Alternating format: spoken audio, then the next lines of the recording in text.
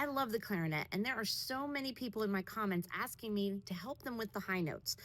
I'm going to do my best to give you a few tips. Just remember, it's all about your hand position, the shape of your mouth and where your tongue is, and your embouchure.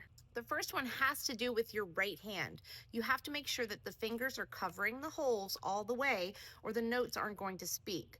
If you can play the low notes well, the high notes are going to speak out much better. Make sure you keep your thumb right here on your thumb rest and not way over here. Curve your fingers and make sure they go over the holes. You want the cushy part of your fingers right over the holes.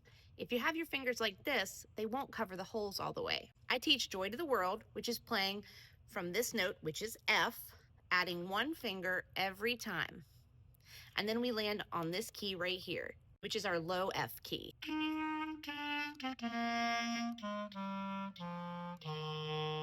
If you can get out Joy to the World covering all the holes, then you're ready for the high notes. Now, high notes are more than just covering the holes. They're also in the way that we shape our mouth. You have to make sure that your tongue is in the proper position.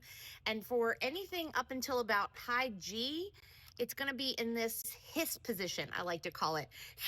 So I'm going to play two different ways. One where my tongue is at the bottom of my mouth and not up in the hiss position.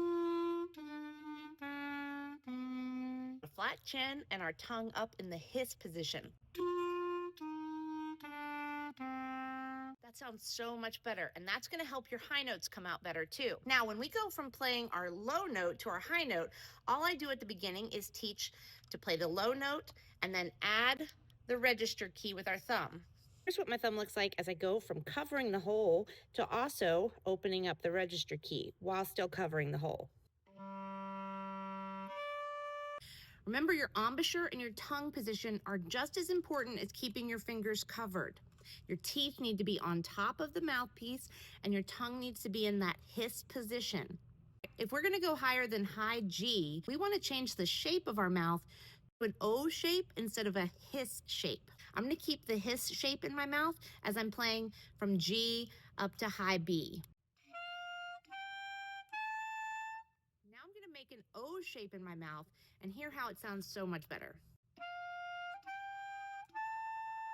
And of course, you need to make sure that you're tonguing your notes. You want to make sure that the tip of your tongue comes out and touches the tip of the reed. In the comments section, let me know if any of these tips helped you out. Thanks for watching.